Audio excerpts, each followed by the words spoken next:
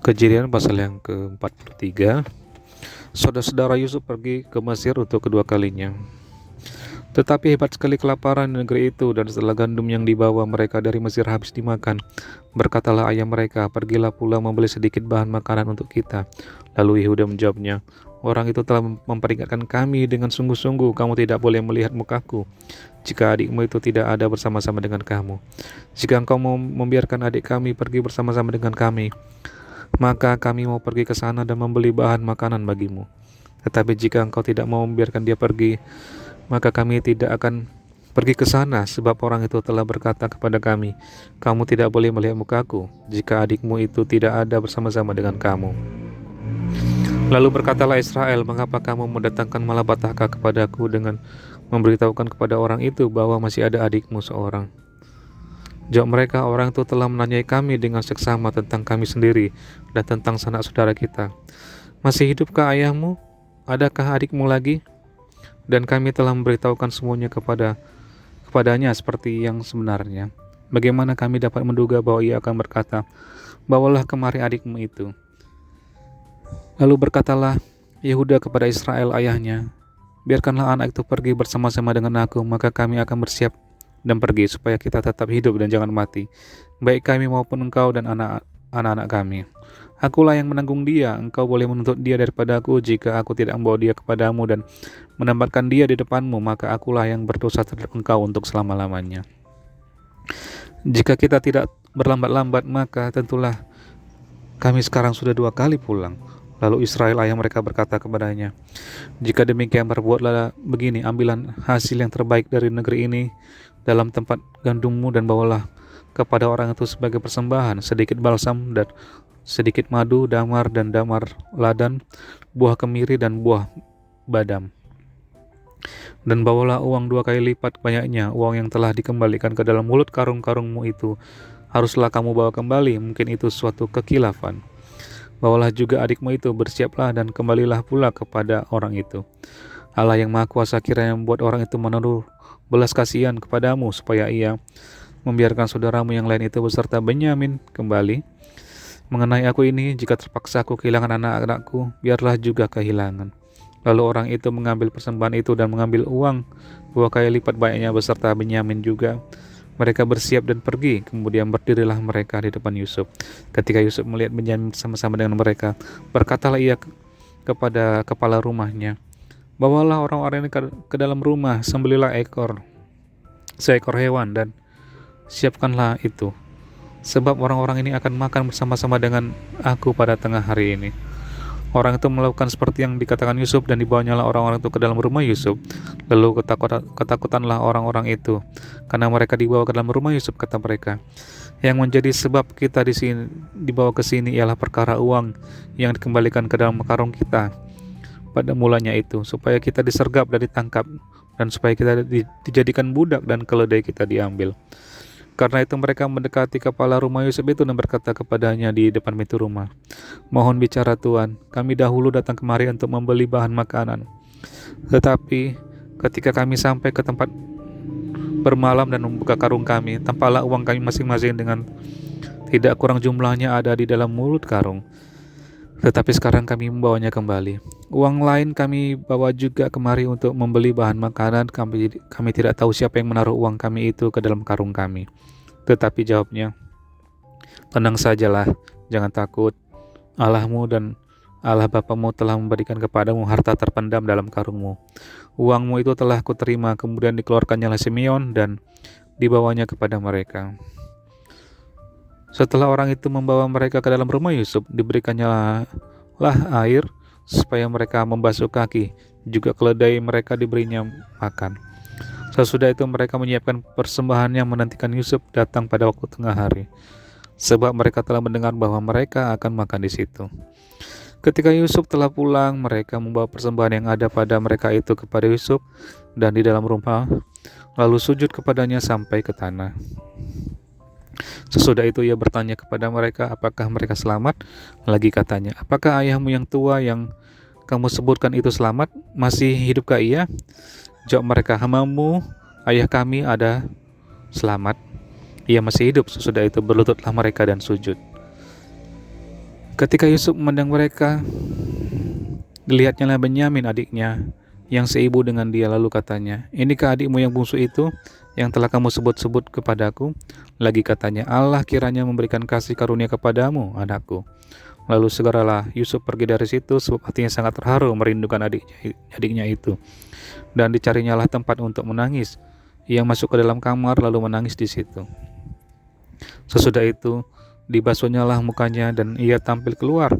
Ia menahan hatinya dan berkata, "Hidangkanlah makanan." Lalu dihidangkanlah makanan bagi Yusuf tersendiri, bagi saudaranya tersendiri, dan bagi orang-orang Mesir yang bersama-sama makan dengan mereka itu tersendiri, sebab orang Mesir tidak boleh makan bersama-sama dengan orang Ibrani, karena hal itu suatu kejian bagi orang Mesir.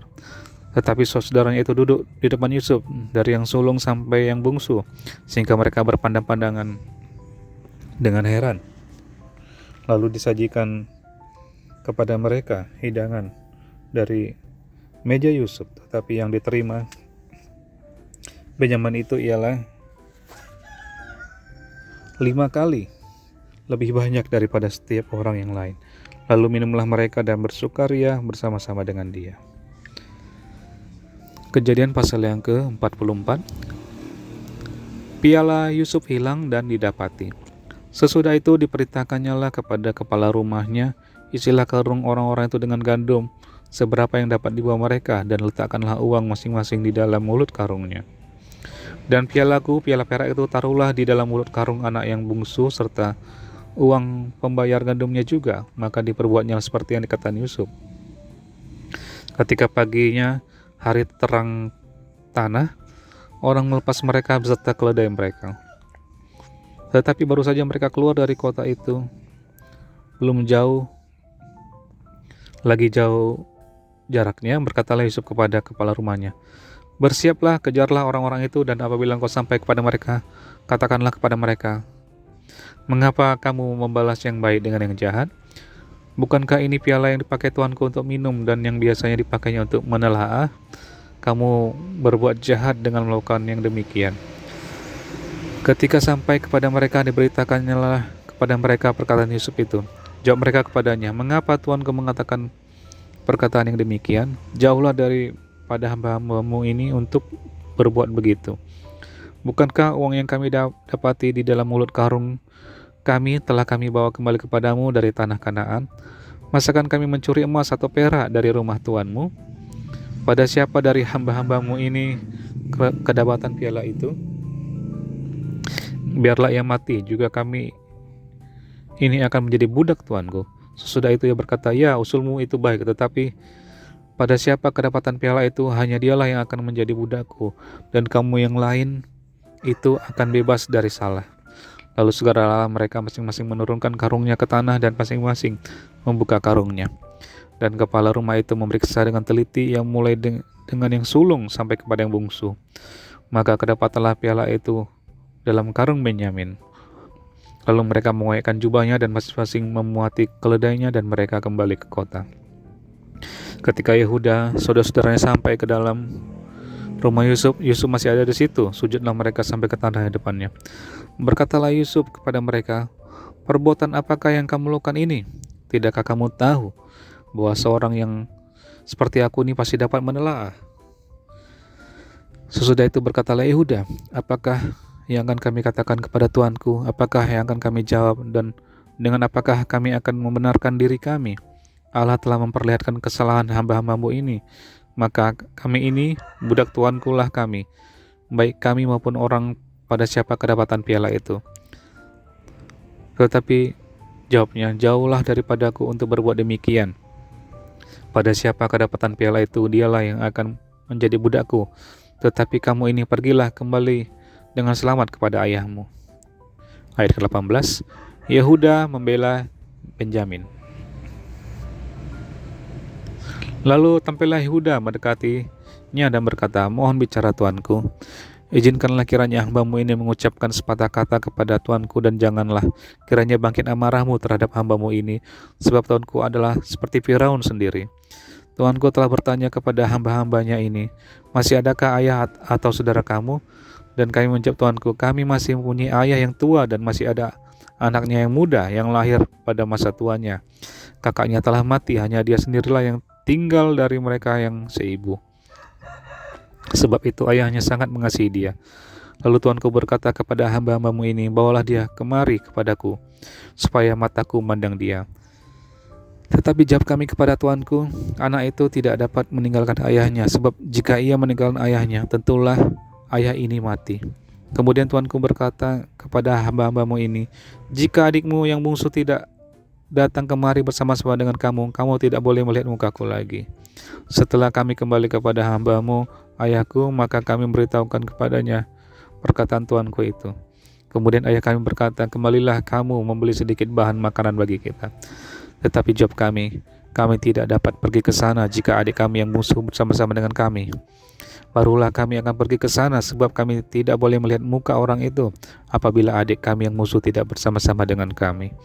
Kemudian berkatalah hambamu, ayahku, kepada kami, kamu tahu bahwa istriku telah melahirkan 2 orang anak bagiku. Yang seorang telah pergi daripadaku, dan aku telah berkata, tentulah ia diterkam oleh binatang buas, dan sampai sekarang aku tidak melihat dia kembali. Jika anak ini kamu ambil pula daripadaku, dan ia ditimpa kecelakaan, maka tentulah kamu akan menyebabkan aku yang ubanan ini turun ke dunia orang mati karena nasib celaka. Maka sekarang apabila aku datang kepada hambamu, ayahku, dan tidak ada bersama-sama dengan kami anak itu, padahal ayahku tidak dapat hidup tanpa dia, tentulah akan terjadi apabila dilihatnya anak itu tidak ada, bahwa ia akan mati, dan hamba-hambamu ini akan menyebabkan hambamu, ayah kami yang ubanan itu turun ke dunia orang mati karena duka cita. Tetapi hambamu ini telah menanggung anak itu terhadap ayahku dengan perkataan, jika aku tidak membawanya kembali kepada Bapa, maka akulah yang berdosa kepada Bapa untuk selama-lamanya.